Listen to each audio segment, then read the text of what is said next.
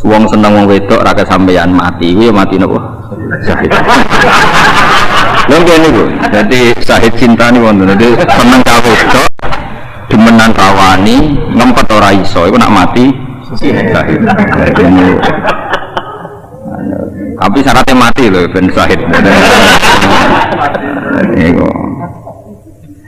Niku tenan terus masyhur mau seneng wong wedok ra kesampean zina rawani ngempet ra iso yakin ditolak terus mati. Nah niku syahid apa?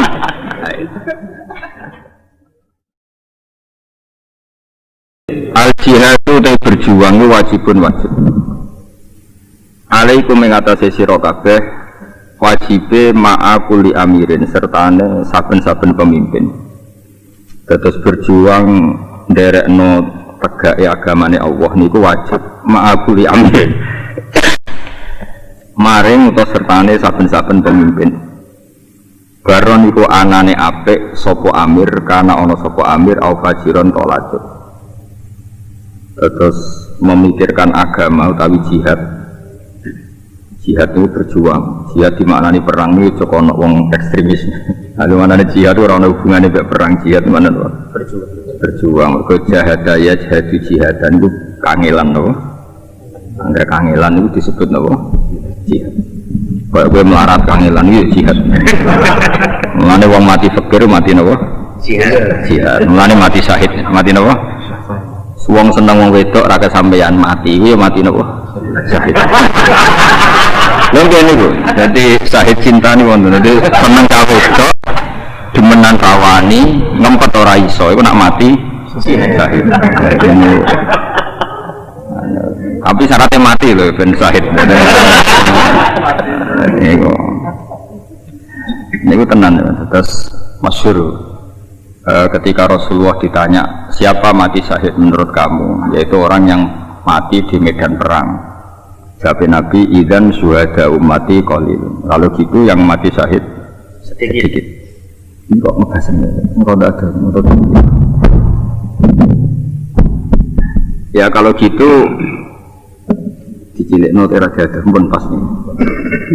Kalau gitu syuhada umat itu qalil sedikit. Terus Nabi mulai nyebut al-mat'un, orang yang mati karena penyakit pagebluk atau penyakit massal atau masif. Wal mabtun, orang yang mati karena sakit perut. Terus wal mahdum, orang yang mati karena kerubuhan bangunan. Di sebagian riwayat yang mati karena tenggelam itu juga syahid. Dan termasuk mau mati cinta tadi itu ya mati apa? Syahid. Mau seneng wong wedok ra kesampean zina rawani ngempet ra iso yakin ditolak terus mati. Nah itu syahid apa? Syahid. Nah, ini penting kalau terangkan karena kalau Allah, karena itu tadi ya, teorinya orang-orang ahli sunnah itu sederhana gitu. Jihad itu maknanya tenanan. Jadi jahadaya jihadu jihadan maknanya apa? Tenanan.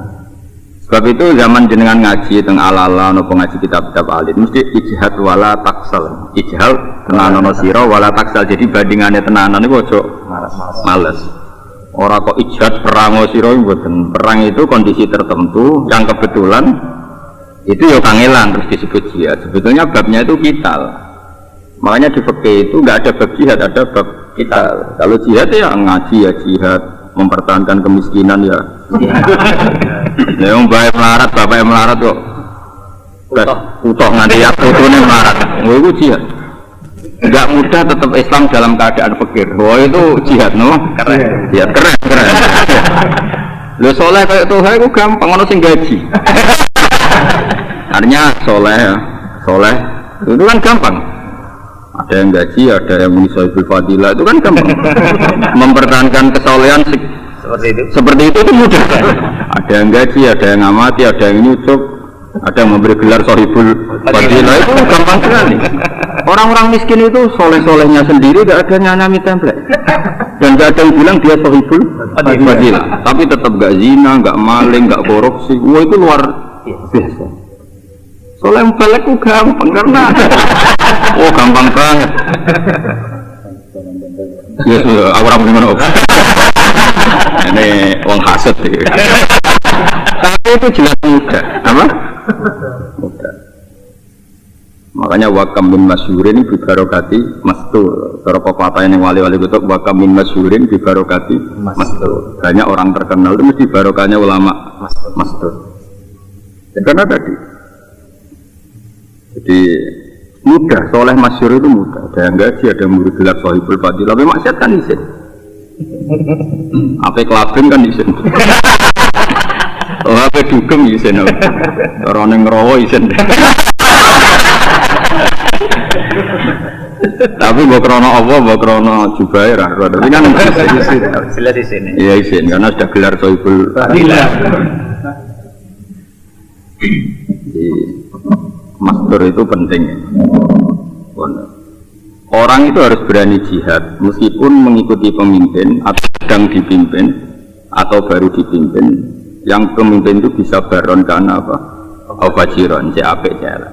Terus ini penting, ini bukan sekedar dawai ulama tapi dawai Rasulullah sallallahu alaihi wasallam.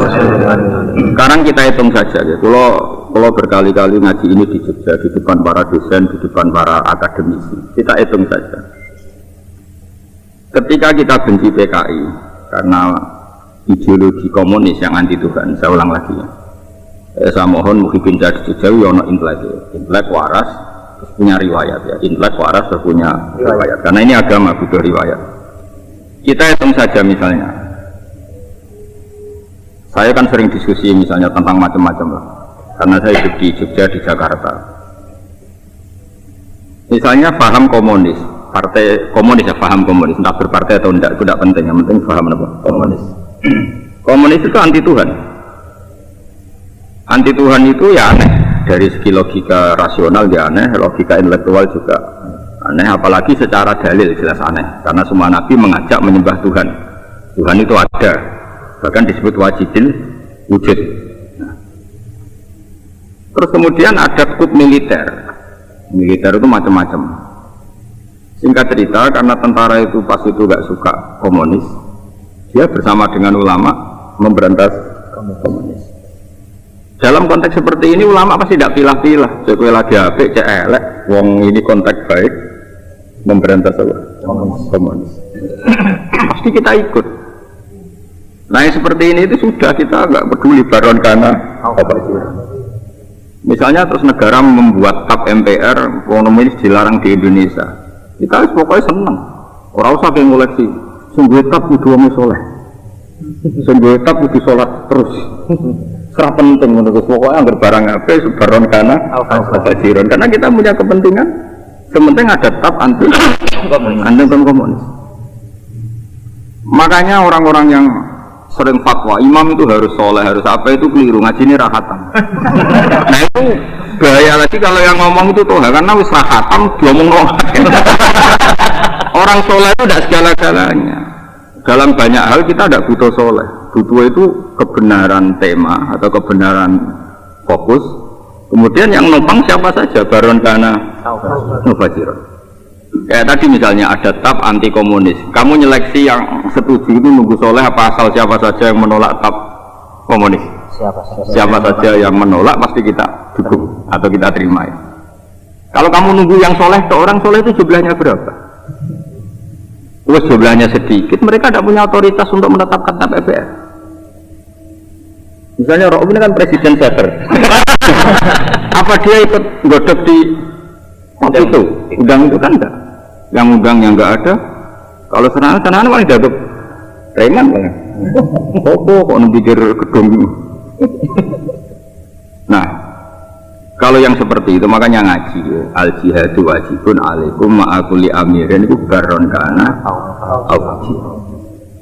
Jadi kalau hal tertentu yang mesti positif, misalnya ada tab anti korupsi, anti komunis, anti pembubaran negara atau anti apa saja yang negatif harus kita dukung. Meskipun orang-orang ini wong macam-macam, bisa baron karena apa sih? Asal itu baik pasti kita bilang al jihad wajibun alaikum ma'akuli amirin baron karena apa? Misalnya perlindungan buruh dari pelecehan seksual atau dari tindak aniaya, kita harus setuju. Rata-rata LSM itu ya orang macam-macam, kadang ya orang sholat. Tapi kalau ada perlindungan buruh kita harus setuju. Kalau buruh sebagian ya santri, sebagian orang solihah. Kalau nggak diundangkan juga kita repot. Karena dia tidak bisa melindungi buruh yang di rumah-rumah orang, yang di pabrik. Ya kalau temanya baik, dalam yang baik saja tentu ya kita harus dukung. Al jihadu wajibun alaikum ma'akuli amirin baron kana ufajiran. Eleng-eleng. Misalnya kayak kasus Rohingya. Rohingya itu Myanmar itu terdesak karena yang kritik tidak hanya Indonesia, seluruh dunia yang kritik. ASEAN semuanya yang kritik. Padahal ASEAN yang Islam hanya berapa? Mayoritas Indonesia sama Malaysia. Andai kan dipungut suara pakai polling, kita kalah. Yang pro Rohingya itu kalah. Karena ASEAN mayoritas non-Muslim. Tapi barokahnya satu tema global, satu tema universal yang seperti itu semuanya menyalahkan. Akhirnya Myanmar kalah. Apa kamu terus bilang gini, yang setuju kita harus yang sama-sama Muslim atau sama-sama soleh, bisa minoritas yang dalam memperjuangkan Rohingya. Nah itu penting. Makanya kalau sudah tema-tema seperti itu ya sudah baron kana al-fajiran. Tapi kamu nggak perlu jadi orang liberal atau sekuler.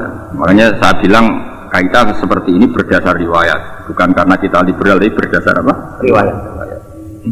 Ya taruh saja tadi misalnya ada orang kafir 4 rapat, intinya kita bikin keputusan perlindungan buruh dari pelecehan seksual dari aniaya. Yang Muslim 1 ra'ub. Ya harus setuju, masa tema baik kita tidak setuju? Malah aneh kan? Yang non Muslim punya tema baik, yang Muslim menolak tema itu malah saraf tuh. Kamu jangan pakai fikih, tapi 4 ini kafir semua, masa dukung pendapat orang kafir? Kalau orang kafir ngomong seperti itu bukan dengan kapasitas kekafirannya, tapi fitrah manusianya, dan itu seringnya universal. Nggak kata maling pun menolak maling, jajal maling saya malingi. Maling bar nyolong sepeda motor terus colong. Nah itu, dua hancur sepeda motor. Gitu. Itu artinya manusia itu fitrah, maling saja menolak dimalingi, ya menolak maling. Jajal long sing biasa zina bojone didemeni rok benar aja. Mesti gak terima, mesti apa? Gak terima. Karena manusia punya fitrah, yang maling pun menolak maling, yang zina pun menolak zina. Artinya gini, kalau orang kafir atau orang fasik sedang benar bukan karena ilham dari kekafirannya, gitu loh. Jadi kamu tidak usah memuji kekafirannya. Jangan kamu kayak LSM bilang orang kafir kadang lebih baik ketimbang Islam, itu saraf, itu nggak benar. Iya, karena kemanusiaannya orang itu sering dengan fitrah apa? Fitrah. Paham ya? Terus itu tidak kekafirannya, tapi karena apa? Manusia juga sering dengan apa? Fitrahnya. Kalau dengan fitrahnya kan waras, apa? Waras. Ini penting kalau aturakan terus. Kalau pas haji 2013 nih, nanti ngawas niki kalian Mbah Mun, terus kalau ini Ramadan ini khataman kitab niki Al-Ulama Al-Mujaddid. Terus kemarin pas kalau matur malih dan beliau ngendikan banyak tentang tema-tema Al-Ulama Al-Mujaddid. Karena ulama itu memang harus ngarang. Ulama sekarang itu harus ngarang. Saya itu punya kitab fikih itu per 100 tahun. Itu saja agak berani jadi mubalek Jabul Fadilah. Cuma ilmu saya dibajak mubalek. Indonesia yang bajak saya itu Indonesia. Tuhan dia cilik sih macam. Yang mubalek nasional saja banyak. Jadi makanya saya ikhlas itu wong receh tuh. Maling kisaran 800.000. Malah nak warak kok ngatus ya. Wong kaya Tuhan untuk sangu akeh nek ana tobat anyaran wong kota. Iku kaul. Tapi ngono iku kan jarang. Sing akeh ngerti nak tangga 5 kilo yes. 100. Tapi kan untuk gelar Sohibul Fadilah. Wabil khusus, nggak usah acara mesti. Satu untuk khotimah sing roh sopo. Ini kalau terangkan gimana? Ilmu itu harus hidup. Karena kalau tidak ada ulama terbaru, kamu kira kadang-kadang pondok-pondok salaf itu bilang ulama saiki itu karangannya atau ulama dulu. Itu keliru. Kelirunya begini. Satu ulama dulu itu sudah meninggal, penerusnya itu kita. Sesering-seringnya saya mendoakan Imam Ghazali itu masih sering Imam Ghazali mendoakan saya. Sesering-seringnya saya mendoakan Imam Nawawi masih sering Imam Nawawi mendoakan saya karena beliau sudah wafat. Maka beliau kasihan sama yang masih hidup. Apalagi yang sama kayak saya itu lebih kasihan lagi. Ngaji ilmunya apik, gak nggo podium, gak nggo soibul podium. Teko ora ana tolak al-badru. Malah itu ora perlu ngeluh. Heeh. Kok disambut apa? Keren oh. Keren. Masya Allah tenan. Aku itu terenggi kasut itu dosa. Saya dukung biasa wae. Jelas zaman Nabi ora ono. Nabi ada satu masalah terus bilang bikin podium sana nanti yang pidato ora ono. Ora ono hadis ya Abu Hurairah jadi MC ora. Ono misalnya riwayat mau itu hasanah dening Rasulullah sallallahu alaihi wasallam. Lane nak pidato wae, tapi ora usah muni ku sunah Rasul. Kok golek arek nganti mati ra ngarawan. Jadi Nabi wis pokoke salat kadang kersa ngendikan ya ujug-ujug ngendikan. Ya gitu aja. Enggak usah MC, enggak usah. Tapi kowe gedeng wong koyo Toha yo khas. Ning zaman akhir wis mlakune agama lewat seperti itu. Mlakune agama mek mlakune mubalek wis nasibe seperti itu. Jadi sing mlaku gak agamane tok, mubaleke jadi hidup. Mubalek kan muni agama harus hidup. Karena mubalek lah. Agamane hidup itu mubaleke. Tapi yang perlu dicatat, kita tidak usah kumo luhur itu nganggap sunnah Rasul. Dulu itu nggak sesusah itu mau ngaji. Mau ngaji kok sound sistemnya 3 juta, podiumnya 2 juta. Dari 2 jam ilmunya mau 10 menit. 2 jam baca sana baca sini. Tapi kamu tidak boleh anti itu syiar. Saya pun senang. Tapi rasa wong alim kok korban no. Ini penting saya utarakan supaya kita ini alaman haji Rasulullah. Jadi dulu Nabi itu udah anti syiar. Ada sahabat yang suka pidato, suka ngendikan, Nabi ya senang. Suka khumul ya senang. Pokoknya Nabi kaidahnya libal liwa syahid min khumul ghaib. Supaya yang syahid, yang menyaksikan Nabi ngendikan disampaikan sama yang tidak menyaksikan. Dan tentu ya semuanya alami dulu. Mulane hadis kabeh an Abi Hurairah radhiyallahu anhu qala Rasulullah. Karena Nabi yang digantikannya Abu Hurairah itu. Enggak satu lapangan enggak. Enggak nyindir gue loh. Jadi kenapa hadis itu sering ya Nabi itu ketemu Abu Hurairah yang ngandani Abu Hurairah, ketemu Umar yang ngandani. Ya sudah santai aja. Ora kok kumpulkan masal. Setelah kumpul undang saya nanti saya dawuh. Enggak ada seperti itu. Tidak ada seperti itu. Tapi mati ono ya pantes. Ben seru, no? Mohon kalau terangkan gimana menyangkut hukum fikih. Jadi sekarang bandingkan saja. Kalau sampai hanya percaya ulama dulu, tanpa Sayyid Muhammad, tanpa Habib Zain misalnya. Saya contohkan ulama-ulama yang top kelas dunia yang modern, misalnya Habib Zain, utamanya misalnya Sayyid Muhammad, Habib Salim Asy'ari. Yang non Habib misalnya ada Yusuf Qaradawi, ada beberapa ulama yang kita mau mendengar. Kitab-kitab dulu itu koyok wiridan, sesuai koyok jimat. Jadi sidik zakat isruna miskolan. Roh bisa maca isruna miskolan, tapi kan gak roh isruna miskolan itu kira-kira. Tanpa kitab modern kita tidak tahu kalau itu maknanya 84 gram. Boleh jamak kosor kalau marhalatan. Marhalatan itu disarai betakrib. Cek sitata asyara farsakon. Iki apa meneh? Kira-kira itu arba'una mailan bil mailil hasyimi. Ra paham meneh. Bareng ngaji kitab modern kan gampang. Ya kira-kira 85 kilo cum. Selesai kan? Selesai. Tapi dia ada sok anti ulama modern. Enggak kecangkeman.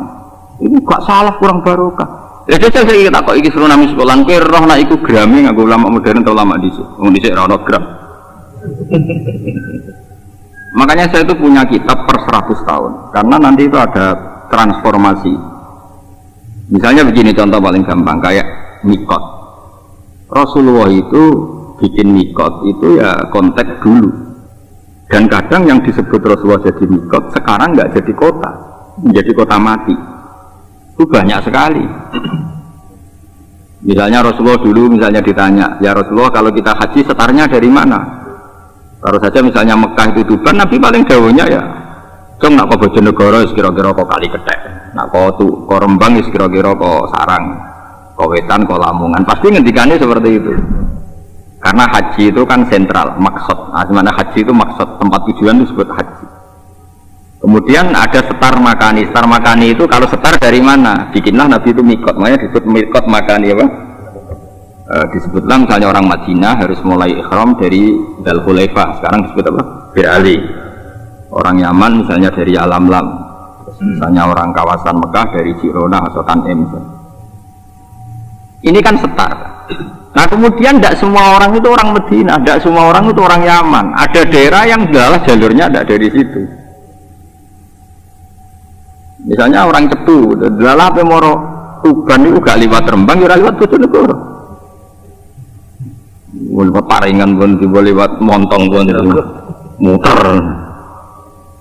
Ini kan masalah sama sekarang. Ya Lam-Lam itu mikot, tapi sekarang orang pesawat itu gak lewat ya Lam-Lam, lewatnya Bandara Mator Jadid Jeddah.